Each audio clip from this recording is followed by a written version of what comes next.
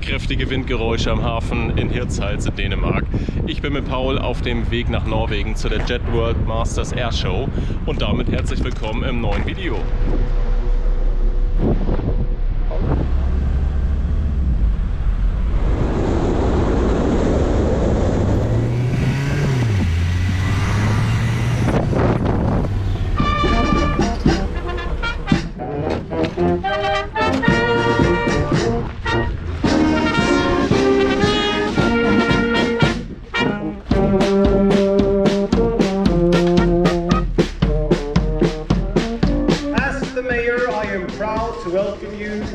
To this exciting event in our beautiful city. The Jet World Master in Skien offers an exceptional opportunity for us to showcase our hospitality, stunning landscape and our passion for aviation and model aircraft.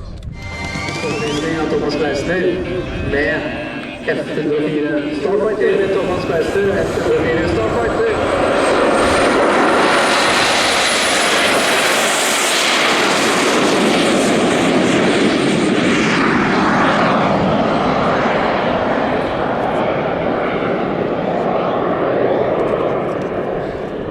Herzlich willkommen aus Norwegen von der Jet World Masters Airshow 2025. Wir sind hier auf dem Gelände des Jetmodellklubb in Skien und im Süden von Norwegen. Das heißt, wir sind von der Fähre irgendwie eine Stunde gefahren. Und ja, ich würde euch jetzt einmal mit übers Gelände nehmen, dass ihr einfach so einen Eindruck bekommt, wie es hier aussieht. Dann gehen wir einmal durchs Zelt durch. Da stehen die ganzen Competition-Flugzeuge schon für die nächste Woche. Denn jetzt am Wochenende findet nur der Flugtag statt, um das Event zu refinanzieren durch Zuschauereinnahmen. Und in der nächsten Woche von Montag bis Freitag sind hier die Weltmeisterschaftsdurchgänge. Da werden wir nicht teilnehmen, wir sind nur zur Flugshow hier. Paul hat nächste Woche Schule. Und ja, ich denke, dann gehen wir einmal übers Gelände.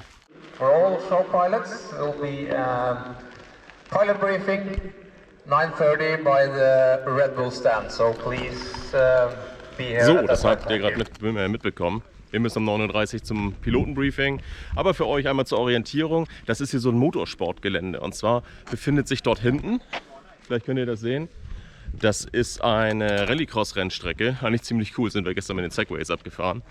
Und ja, und ansonsten haben wir hier das große Zelt, ähnlich wie auf der Proving oder Jets and Props, sagen wir, Jet Power. Und ein Flugplatz dahinter. Hier ist das Zelt, da gehen wir jetzt einmal durch. Dann gucke ich mal, ob wir dann schon zum Briefing müssen oder ob ich euch die Piste nochmal zeigen kann. Auf geht's!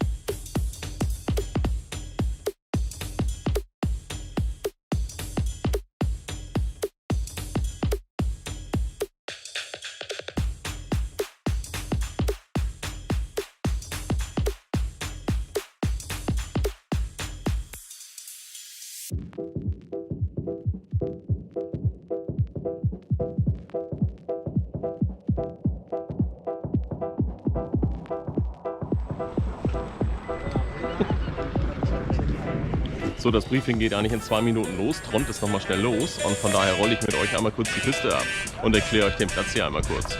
Und zwar haben wir hier eine Hardpiste ja, gut breit. Wir haben hier einen Vorbereitungsraum. Good morning. Hallo. Und hier praktisch so Kies. Und ja, wir haben eine wunderbare Asphaltpiste.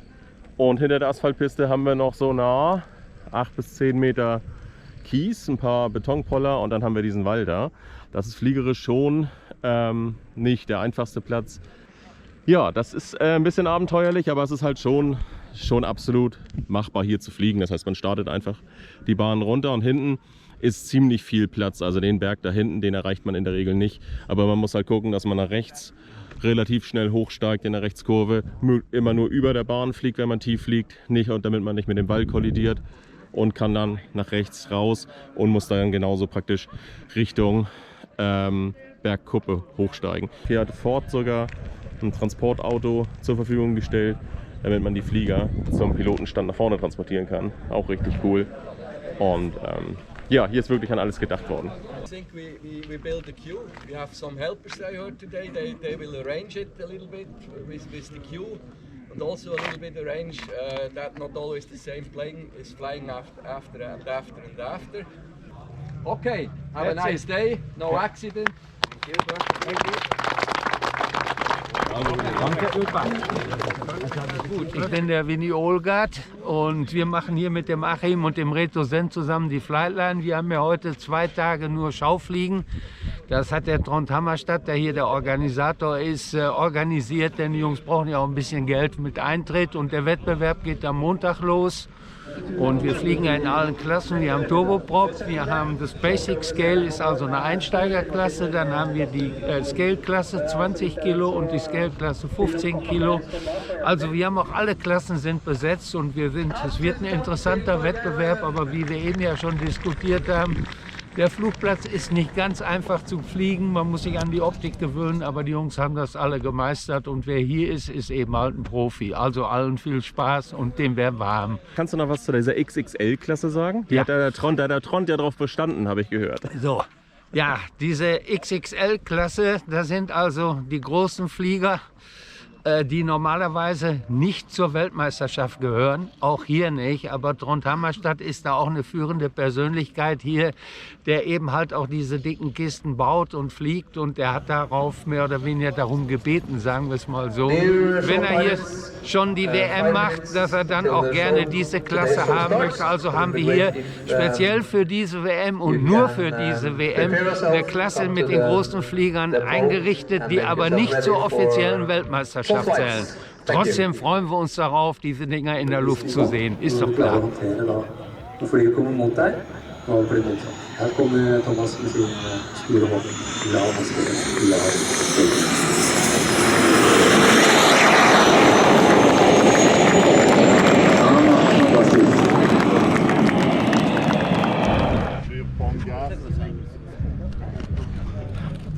So Leute, ein bisschen Spontanität ist immer gefragt. Ja, der Flugtag fängt hier an, die Zuschauereien füllen sich schon.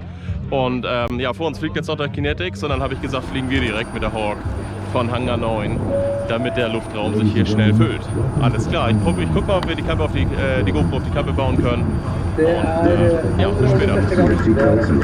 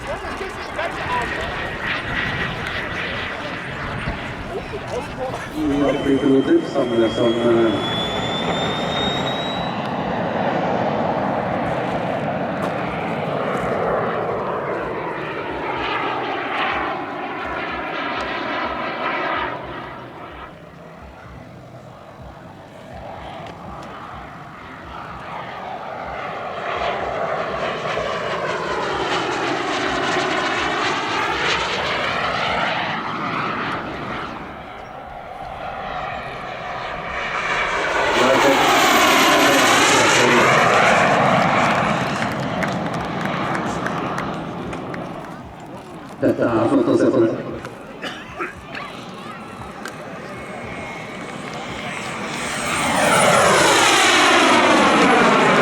Det noe å applaudere litt. Dette gjør seg fint. Han kommer inn med 39 på landing. Understell ut av, flaps ut av. Og setter seg igjen på med. Jeg tror den mister hastighet. Så kommer inn på landing.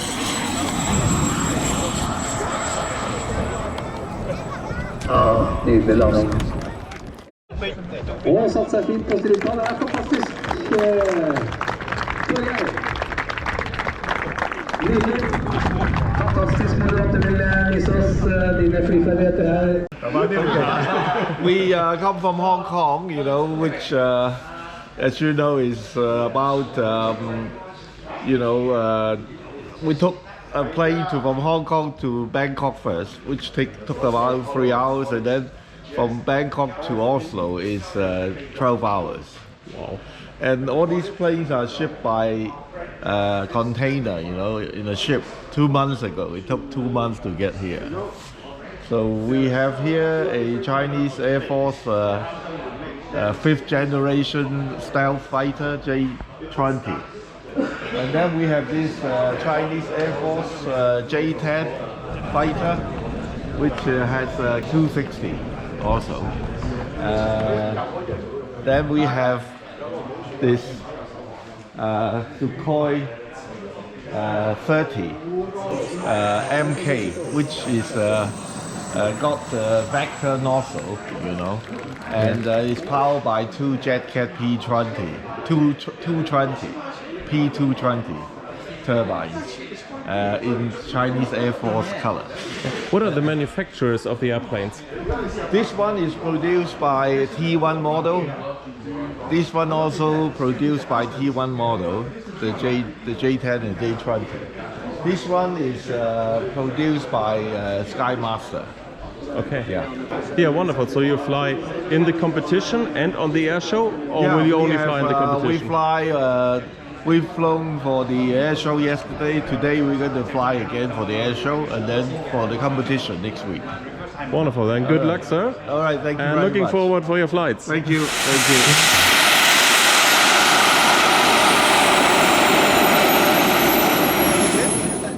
Denne flymaskinen har også såkalt afterburner. Simulert sådan. Nå ser flyet litt på avstand. Da det take-off. Hjemtiden. Fra høyre. Mot venstre.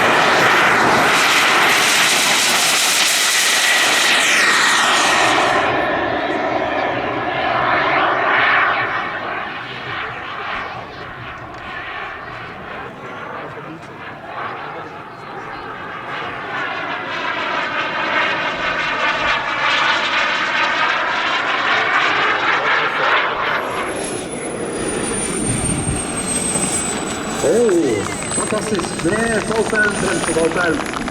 En ekstra detalj der som gjør seg, og som også... So this is the first time such a show I've been put together in Norway. So to be honest, I think it was a great success yesterday. So we had 1,000 paying spectators, and we have only heard positive feedbacks from everyone, from the pilots, from the crowd. So yeah, so it's really a door opener for our hobby in Norway, I hope.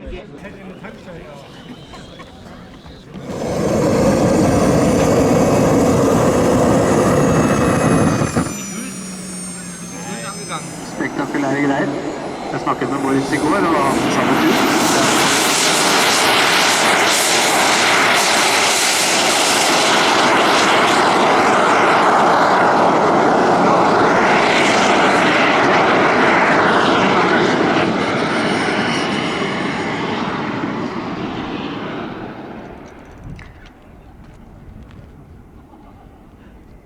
Og der bremser han igjen av stripa. Det er ikke sikkert det er så veldig mye igjen av de skosålene når han er ferdig med turen i dag. Men Det nå den eneste bremsen han har. Her kommer den igjen. Max speed på denne morsomme lille bilen 120 km/t. Så her går det unna.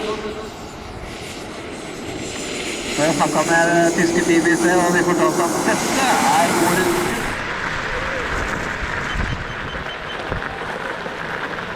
For anledningen. Jetzt mach aus, wehe, du qualmst uns hier ein, dann kriegst du Ärger.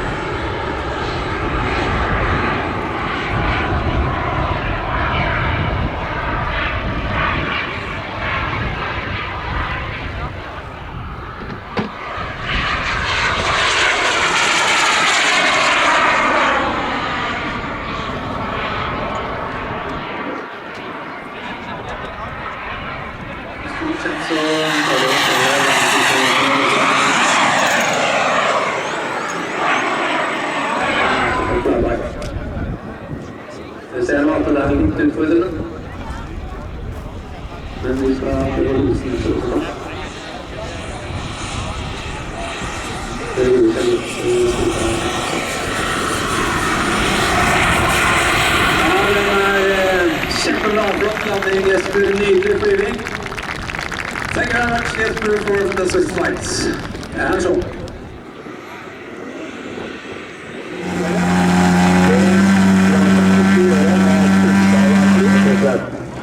Martin, have a nice flight.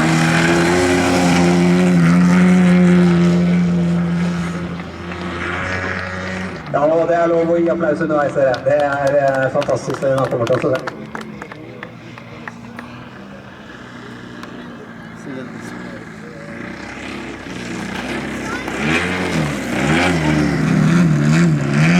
Og dere som har lyst til å starte med modeller, dette noe det ikke gjør etter gang nummer 2 i hvert fall.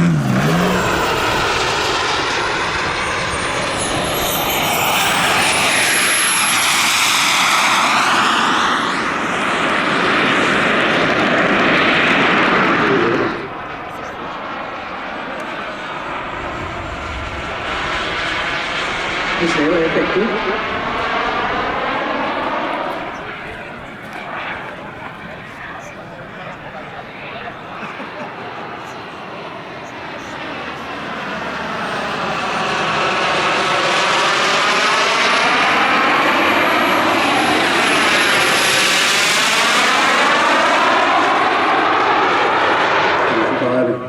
For landing fra høyre mot venstre.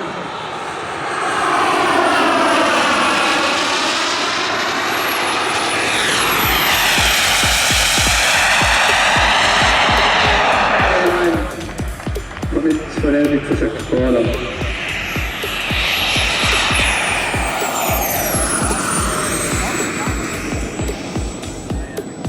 Ja, nå skal vi få prøve. Oi, det var en liten touch på den der. Vi får håpe